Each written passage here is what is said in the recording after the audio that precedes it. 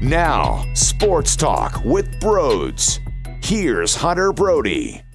What is going on, everyone? Welcome on into Sports Talk with Brodes. The Flyers win 4-3 against the New York Rangers, and I liked some of the offensive creativity that I saw. I feel we haven't seen too much of that this year, but I almost asked the question, did this occur because the Rangers blow that much? The Rangers sucked so badly that it allowed the Flyers to have all of this ice, and it allowed the Flyers to have all of this great play. Now, I'm not mad that they did that. That would tell me that the Flyers saw a weaker opponent, and they cashed in, and they played better because of it. The alternative would have been them looking putrid, them looking god-awful, and look, there were moments that it wasn't the prettiest in the world. Chris Krieder gets a hattie. I thought Brian Elliott allowed a bad rebound in one of those goals. Like, I'm not pumped of the play 100%.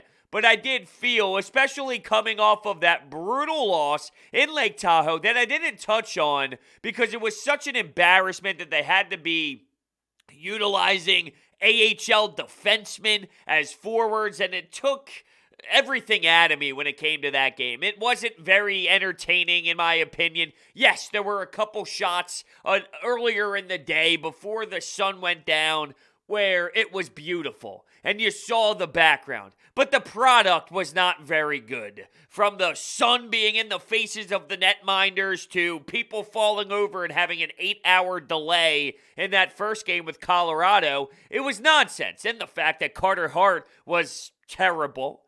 The Flyers got annihilated.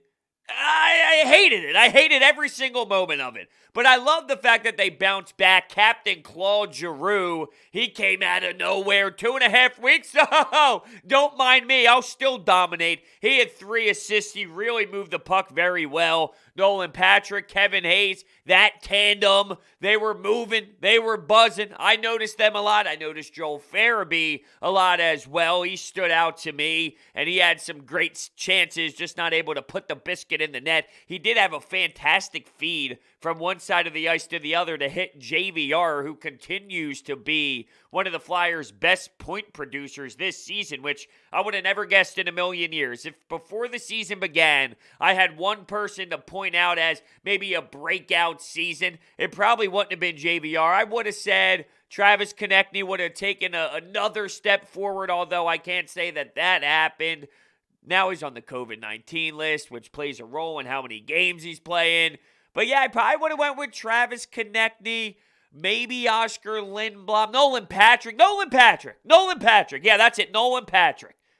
I was trying to spitball in my head and speak out loud while I was thinking of some of the names that would have came into my brain when asked the question. So yeah, I probably would have said Nolan Patrick. But it has absolutely been JVR. But I love the fact that the captain came out. No matter how long he was off the ice for, he stepped into that role and he showed by example. He led the team. I'm back, fellas. The captain's back. Let's put this team away. Let's score some goals. Now, luckily for the Flyers, the Rangers wanted to give the Flyers power play practice. That's why they were flipping the puck out into the stands. That's why they were taking too many men on the ice penalties. They didn't feel like competing. They wanted to go home. They wanted to relax. They wanted to give the Flyers a chance to work on their game as well. They had 8 power plays, and you did have a 5-on-3 where it was all Swedish, no finish. They couldn't get the biscuit in the net, but they were moving the puck well. But you got to score. Put the Rangers away. Don't even allow for them to flirt around with hanging in. No. You can step on their throats. Then step on it if you can. But they didn't. They did get 2 power play goals of the 8, though. Shane Gostisbehere, Eric Gustafsson, both of the defensemen were able to execute on a power play, but you still saw some really hideous moments. You saw Zibanejad with the shorthanded breakaway. Now, Moose came up with timely saves. Moose did come up big when needed. How about Strome, thinking he's going to get a goal? Nope. The 30-plus-year-old journeyman says not tonight. Zibanejad a few times, Strome too. No. The only guy who had access tonight was Chris Krieder. Not happy to see him get a Hattie, really. No, I don't like that. I don't like when one person can go out there and score multiple times on you in one night. Now, look, if it's Pasternak, I could live with it. If it's Ovechkin, I could live with it. If it's Sidney Crosby, I could live with it. These players are at the top of the game, and they are lethal weapons that can snipe when they want to, that can score with their eyes closed. The velocity coming off the stick, when you watch the stick flex in slow motion, that thing's touching the ice. There's so much bend with all that weight. And the quickness, too. It's not just a heavy shot. It's how damn quick it is. Oh, and accurate. Anything else? It's ridiculous. But it's Chris Krieder. I'm sorry, it's the New York Rangers. Scoring some greasy goals. Getting a power play goal. No! Stay out of the box. I thought there were some lazy penalties that should have never happened. Whether it was Kubel, whether it was Bunneman, Twarinski. When you look at the stat sheet after the game and you look at the box score and you see how many minutes some of these back-end players played, geez, you can't get your guys back fast enough. You're talking about a fourth line that plays about 5 minutes. Morin gets crushed towards the bench. He got murdered for a big body that made a jump from defense to offense that you wanted to maybe see if he could generate some buzz and bang the body, grind, save the career from all the injuries that occurred. All right, maybe defense isn't going to work, but for a big body who wants to get in there and muck it up, you can't get destroyed like that along the wall. Keep your damn head up. But I didn't really love some of the bottom six players and what they were doing. Now, Bunneman ended up logging in more minutes than the others, but we could do better, fellas. You know that. You know that. Chris Krieder shouldn't be scoring that many goals. You shouldn't be taking penalties. Sometimes you're in the offensive zone. Well, why? Why are we taking penalties in the offensive zone? You can't be that far away from your own net. If you trip someone on a breakaway, whatever. Whatever. Now, circumstances will tell me if I like it or I don't like it because it is very situational. But my point is, if it's something that they're going to score a goal and you're trying to do everything you can, if you take a penalty, so be it. Fine. You live with those. You don't live with ones that are so far away from your net behind the opposing team's goal line when you're trying to forecheck and establish a cycle game. That can't happen. You got to be smarter. I know when the Flyers go on the power play, it makes your eyes bleed, but for the most part, teams know how to score. Teams can execute at an efficient rate, no matter if they're bums of the league or not. Or they just luck into it, like the Flyers did tonight. So, I mentioned Claude Giroux and how much he fascinated me in his return. How about Kevin Hayes, though? That short side snipe was filthy. The fact that, Claude Giroux made that pass. Now, I do feel that there was a little bit of puck luck in that pass because if you make that pass 10 times, I think 5 times the Rangers pick it off and maybe go the other way in transition or it squeaks through Kevin Hayes. So in this instance, at this time, it ended up getting through to Kevin Hayes, but that short side goal on Shesterkin, he went down too low and he was hugging the post a little too low and just over the shoulder. There was a space to hit Twine. The Twine flew, and you saw Kevin Hayes, too, during his reaction as he was waiting for his teammates to celebrate with him. He gave him this look of, yeah, that was gross. That was dirty. And it most certainly was. What I am looking at now is this division. And when I see this division, I see the Boston Bruins taking it up at the top. And there's really no surprise. Washington Capitals there as well. And then we start getting in this Flyers territory of Flyers, Penguins, Islanders. It's starting to get real close. It's starting to become a battle, and teams are hanging in there. You didn't know what you would get out of the Penguins this season. Well, they made some big-time front office moves. Ron Hextall Berkey comes in, and it seems like maybe there was a change of urgency, a sense of urgency factored in because you knew, hey, if I don't play, my ass is getting kicked to the curb. My ass is getting traded. Berkey isn't playing around. Hextall's not playing around. They will be willing to make changes, and I do feel like, hey, maybe that sparked light bulbs in some of these players' heads, and it made them aware that if they don't compete at the highest level possible, they're not going to be in a Pittsburgh uniform anymore, and they don't want to get traded. And maybe Sidney Crosby, too, leadership-wise, thought, yo, I want to compete for cups. I want Stanley Cups. I want to win again. I want to hoist it over my head again. And Brian Burke has been very vocal about this. They want to assess what happens this year. And based off of what happens this season, that's what will make them make certain decisions. So if they don't make the playoffs, hey, maybe it is time to pull the trigger. If they do, let's try and squeeze as much juice out of the lemon as we possibly can. I'm talking about the Penguins because this division right now is very competitive and the Flyers need to continue to get points and continue to get wins. If you look at all of the games besides the Boston Bruins, they're not in a bad situation. They're not in a problem. And speaking of problems, it's a problem if you are not entered to win the Bernie Parent autographed picture that I'm giving away on Twitter. Go to my Twitter page at Brodes81. At the top of my profile, I have a pinned tweet that explains the rules. There's 2 steps. Retweet that tweet and follow me. Every Wednesday, there is a new giveaway implemented on my Twitter. Once again, at Brodes81. Check that out. That is a problem. All right, that is a problem if you are not entered to win.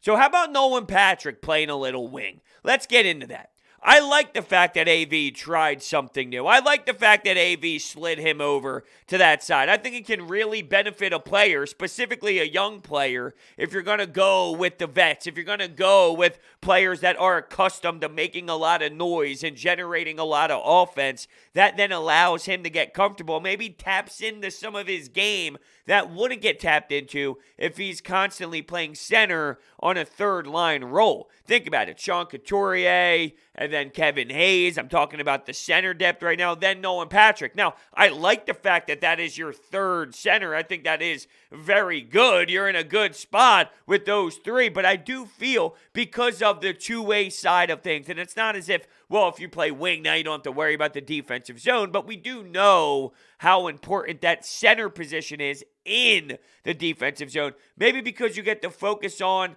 just covering the point and blocking shots out by the perimeter there, out by the blue line, getting in lanes up top. Maybe that allows Nolan Patrick to use some of his offensive mind plays that he wouldn't have the opportunity to do if he was worried about centering the third line. So I like that AV rolled the dice on that one. And I know it's easy to make that type of decision when you are still missing Konechny and Voracek and Lawton and Lindblom. So it's not as if you had a billion choices in the world and you had all these pieces to choose from. But who knows? Who knows what this means for Nolan Patrick? Now, I want to look up Nolan Patrick's stats so far this season. I'll pull it up on my screen over here. Because Nolan Patrick, I thought that there were times where, I'm talking about this season, not so much just tonight, but this season where, he was coming down the wall and he ripped a wrist shot on net. I think this was even an overtime period, and I was almost amazed and blown away. Whoa, Nolan Patrick coming in with that type of speed and shooting a puck with that type of velocity. Now, right now, he has 5 points in 15 games played, and he's -5. This kid was the 2nd overall pick in the NHL draft when we all knew that the draft was a weaker one. We didn't have much expectations for him and Nico Hischier like we did with Connor McDavid or Austin Matthews or some of these top-tier talented prospects that come into the draft after playing major junior or NCAA or anything like that. Most of the time, these top elite tier talented type of players are major juniors, so I have no clue why I tried to give college any sort of credit in that debate. You need more out of Nolan Patrick. He hasn't been the best version of himself, and I know he took a long time off with last year and the migraines and the injuries and the concussions. There's a lot of storylines surrounding Nolan Patrick. I need more out of him, and I just hope and pray that playing with Claude Giroux, playing with Kevin Hayes, playing with top 6 players, how will that help his confidence? Confidence is everything in sports. If you don't have that, you're done. Done. You have no shot at all. Please, please, hockey gods, let this be this spark plug for Nolan Patrick so we can help out this team generate some offense. I think the perfect way to describe this is not how I would have drawn it up against this Rangers team, especially knowing how depleted they were, and I know the Flyers are too. I know they are. But did you watch that Rangers team? As much as I want to give credit to some of these players in the orange and the black with their fantastic jerseys on tonight, those retro jerseys, love them. I think they look great. I questioned them in the beginning, but I completely made a 180, and I have fallen in love in how they look in the flow. Oh, it's great. It really is. But I don't know if I can look at this team, this Flyers team, getting back to my point, and say, you know what they did so well at times? I feel a lot of it had to do with the Rangers shooting themselves in the foot, with the Rangers not knowing what to do, with the Rangers making poor decisions, turning the puck over, giving it to Raffle, giving it to Giroux, giving it to these players. Oh, do you want it? Yeah, go ahead, have it. I felt a lot of the Flyers' success really had to do with more of the downfall of the Rangers to themselves, self-inflicted wounds almost every single shift. That was more of what I saw tonight. And I hate that I look at it that way, and I hate that I look at the Flyers this way, but I see their record and something screams faulty to me. They still have defensive zone problems. They still turn the puck over. Their D-core is not capable of playing strong enough defense. How many times do I see them get outworked along the boards? A cycle game, an easy, simple cycle game that the puck then moves up to the blue line. They walk the blue line. They get a shot on net. They get a redirection in the slot. They get Moose moving back and post to post, back and forth, post to post, sliding over constantly. And that's why Carter Hart has struggled this season too, may I add. Now, Carter Hart, this conversation's in its own category, but there's a lot of faults on him, and then there's a lot of dysfunction happening in front of him. I don't think it's ironic that you look at the shot totals last year for the opposing team and the shot totals this year, and you see the difference in net minding. Well, there's a correlation there. This Flyers team in years past did a great job at limiting the opposition and getting great looks, limiting the opposition in odd man rushes. This year, they're getting peppered, and the Flyers can barely get anything going on their side of the ice, which results in more shots for the opposing team. Like, come on, you got to clean it up. Now, am I concerned with Carter Hart? No. Carter Hart is so young. What he's doing is rare. You don't see this. And I saw a great tweet over the week. I was going to say over the weekend, but I forgot it's already Wednesday. It was probably like Monday or Tuesday. But they did this before. They gave up on a young stud goalie before. Scott Vezina's winning Vezina trophies. He's at the top of the league.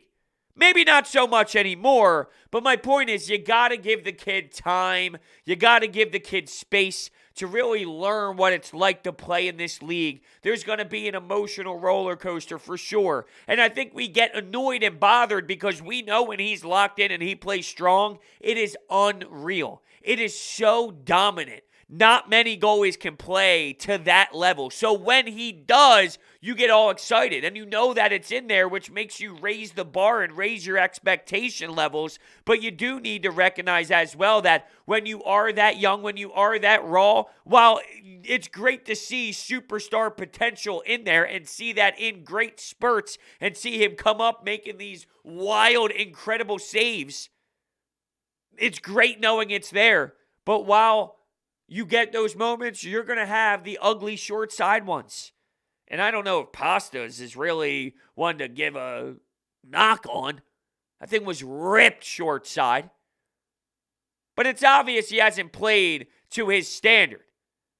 I think that's how this works, though. I think that's called being a young goalie in the NHL more than it is a description on him. I don't think any less of Carter Hart ceiling-wise, based off of hiccup games, based off of real ugly games, based off of losing to this Boston Bruins team constantly. There's a correlation and a relationship to being a young goalie who is trying to learn on the job. It's not easy, and it's not simple. All right, why don't we get to the Anytime Hotline? We got a couple phone calls here after the game ended. Let's start it off. Big time win for the Flyers tonight, getting off the snide, and the main difference of this game was the captain, Claude Giroux. He was absolutely the difference. He was all over the ice, 3 assists, almost scored on multiple occasions, and absolutely led this team to a victory. But since he didn't score, there's probably a lot of idiots in the Flyers fan base who still want him to get him out of town. I don't understand that at all. I really don't. If you watch Claude Giroux tonight, how do you not see greatness? How do you not see a leader? How do you not see a guy carry a team?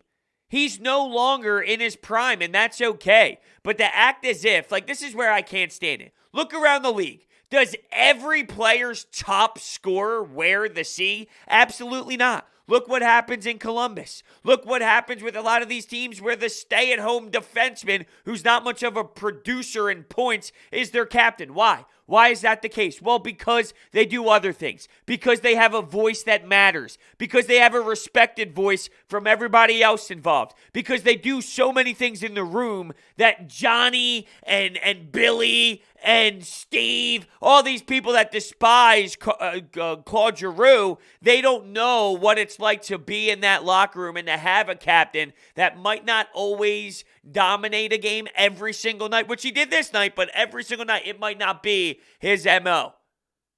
But the voice carries. The effort level carries. Why does it always have to be, if you score the goals, you got to be the captain? Or if you don't score the goals, you can't be the captain. Why? It's this silly narrative that people like to run with. Those people, I don't think they've ever been in a locker room. My best teams that I played on, we had the most random captains in the world. In terms of when you look at the stat sheet, it's not consistent with, they're the best players. Look at their points. They're wearing the C. No, not at all. A stay-at-home defenseman who hit. Guess what? That was my captain. Why? Well, because his work ethic, his determination, the way that he would speak to us, the way that the message would come off, and the way that we would gravitate towards it. I can't stand the Claude Giroux slander, but continue. Not knowing that he's not really a goal scorer. He's always been more of a distributor and an assist guy over the course of his career. But that doesn't really matter to a lot of these idiots. They probably just saw what he did in 2012, just put him right in the playoffs against the Penguins, put him right up against Crosby and Ovechkin, put him on that level, and they've set up these really high expectations for him. But he's always been more of an assist guy. He's still a phenomenal player. He's not, but sorry, that's just all my rant right there. Claude Giroux's the man. I love it. If I knew you were going to continue with more of the Claude Giroux for the rest of the call, I probably would have stayed with it and then reacted afterwards. Yeah, Claude Giroux sets up his teammates. Claude Giroux would rather pass the puck back door and dish it with an outstanding sauce right into the wheelhouse for someone to step into a 1T and let a bomb rip. And that's okay. And that's just as important as the finish.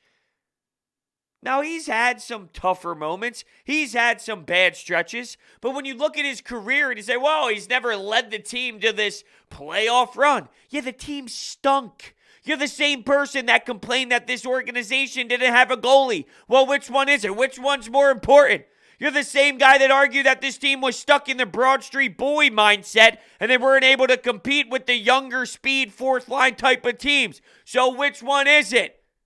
The fact that anyone could blame Claude Giroux for where this franchise has been over 10 years or so, you don't know hockey. You don't pay attention.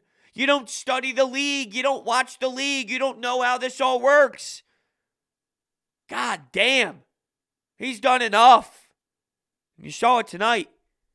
I've had people complain to me that he doesn't score enough 5-on-5. All of his points are only power play. I mean, once you get to that level, you're just a hater. You don't like the guy. Admit it. You don't like the guy. And if that's the case, I'd rather you just come out and say it and say, oh, no, I don't. It's not that I hate the guy.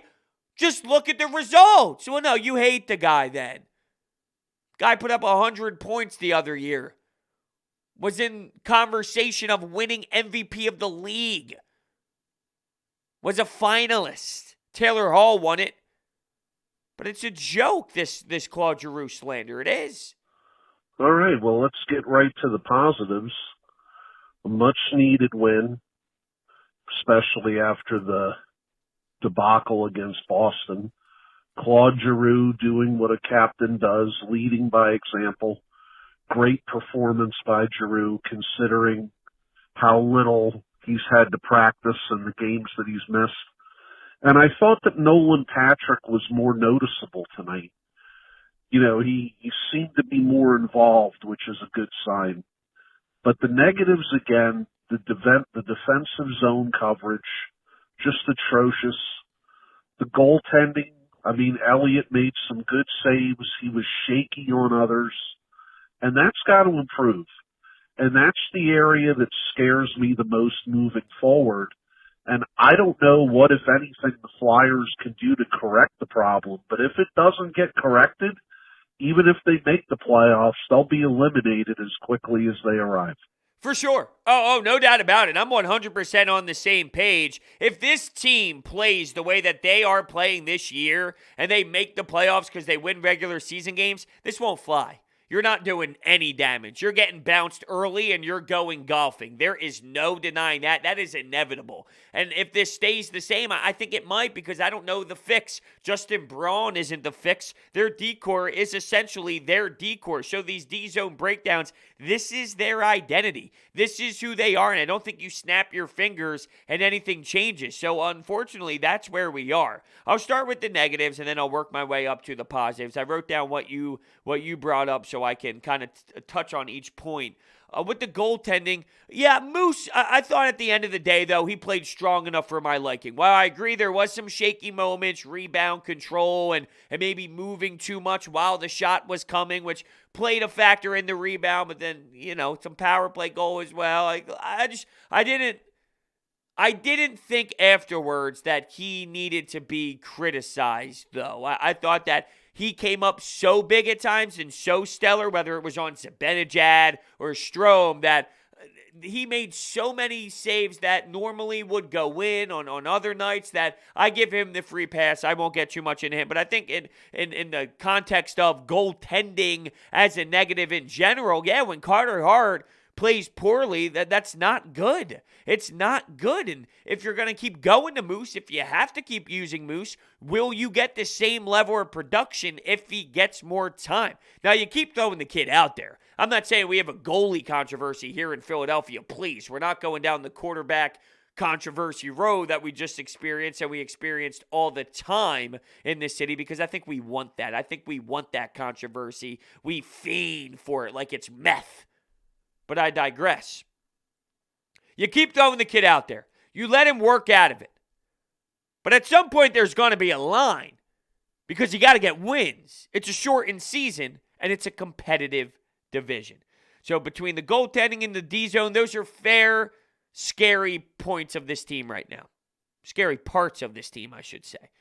Needed the win was your positive number one. You absolutely did need to get back in the victory column. Right now, it's so messy and it's so out of whack that you're playing with these AHL guys and you're moving them up. You waved who? Friedman, he gets picked up by Ron Hextall and the Penguins, which is pretty funny, but that was your forward in a game previously. As you continue to get guys back, you need to look at this spurt and this span and say, all right, at least you held the fort down. At least you were able to hold down the fort just a little bit. My concern is, though, who cares about the fort if your defensemen play the way that they play in their defensive zone? But I do think it's big that while you are in this troublesome scenario of not having significant players in your lineup, you're able to stay afloat. you're able to hang in there. The fact that you're still in that playoff conversation mix right now and you're right in the bulk of things, it could get out of hand early for sure. It could get super ugly. Let's say you lose 3, 4, 5 in a row with this junk that you got to throw out there on the ice. That could put you in a big hole. And they didn't do that. So I loved it.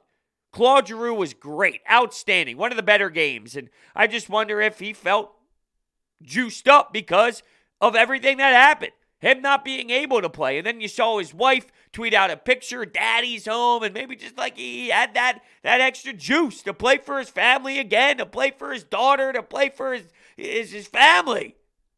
I thought Captain was a little dad juiced. He had the dad strength out there. He had the dad mentality. I don't care what it takes for you to get up and play. Just get up and play. Nolan Patrick was someone that stood out.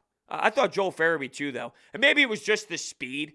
Maybe it was just him flying because I thought he was moving those legs. And did I mention it this episode or maybe it was another episode with Nolan Patrick? But I saw him in overtime. And if it's this episode, I'm going to feel like a moron. I'm going to feel like an idiot because you're telling me this was within the last 20 minutes I said this and I already forgot. But I saw him, I'll keep it short, rip one in overtime, just coming down the wall with speed and letting it fire, letting it go, a wrist shot, hard, accurate.